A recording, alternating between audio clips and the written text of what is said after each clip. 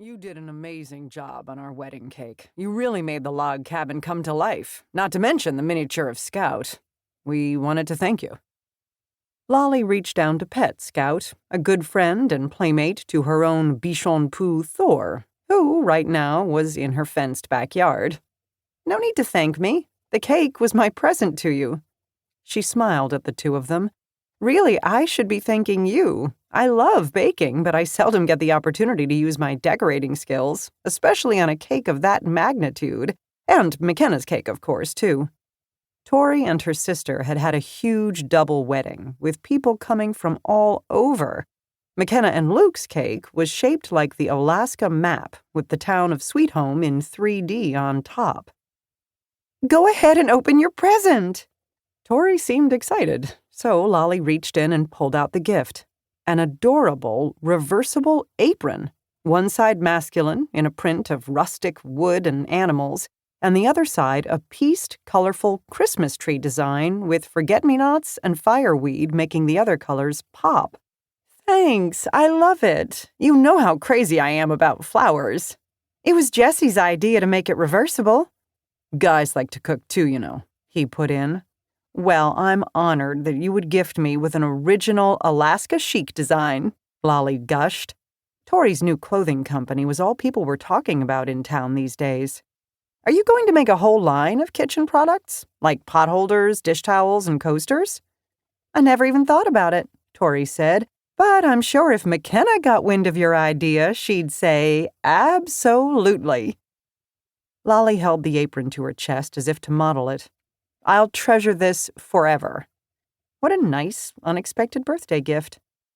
Oh, before I forget, Tori added, Piney said to tell you that we're all supposed to meet at the lodge at 7 for an impromptu meeting of the Sisterhood of the Quilt. Lolly shot her a suspicious look.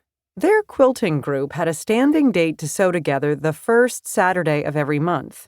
Yes, they gathered at other times, usually to make a comfort quilt, and sometimes for celebrations, but... What's the reason for tonight's meeting?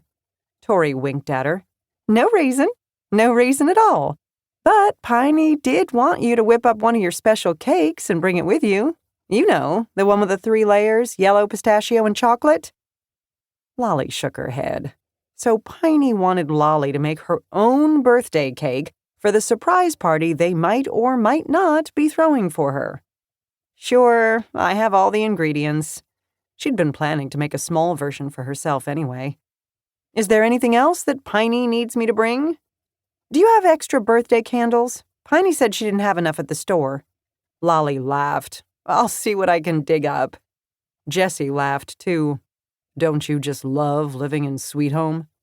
I wouldn't want to be anywhere else, Lolly answered honestly. Tori gave her another hug. See you tonight. See you tonight. Lolly waved as they pulled away. She'd nearly forgotten why she was standing by the road, but no, she opened the mailbox and pulled everything out. The first envelope held a birthday card from her best friend, Paige, who was in Denver teaching a series of workshops for various quilt guilds. The second bore the return address of the school district. Finally, she thought, but it seemed too thin to be her contract. She slipped her finger under the flap, tore open the top, and pulled out the letter and read, We regret to inform you that we will not be renewing your contract for the upcoming school year. Lolly looked around as though someone might be watching and know her shame. The school she loved so much didn't love her back enough to have her for a second year. She read the note again, this time to the end. Budget cuts, nothing to do with her, blah, blah, blah. But still, what was she going to do? The Sisterhood of the Quilt would tell her to take her problems to God. He could fix anything. But the truth was that Lolly had coasted by on her own, not bothering him with any requests for a long, long time. It felt rude to come rushing back to the big guy upstairs for help now. Maybe she should have done a better job of checking in with him while things had been going well. She wanted to call Paige and grumble about her bad luck, but Lolly's students were going to be here any minute. She frowned at the cottage she shared with her sister. Jilly, a traveling nurse, was gone most of the time and had been thrilled when Lolly moved home to do all the cooking and split the rent. But how could Lolly...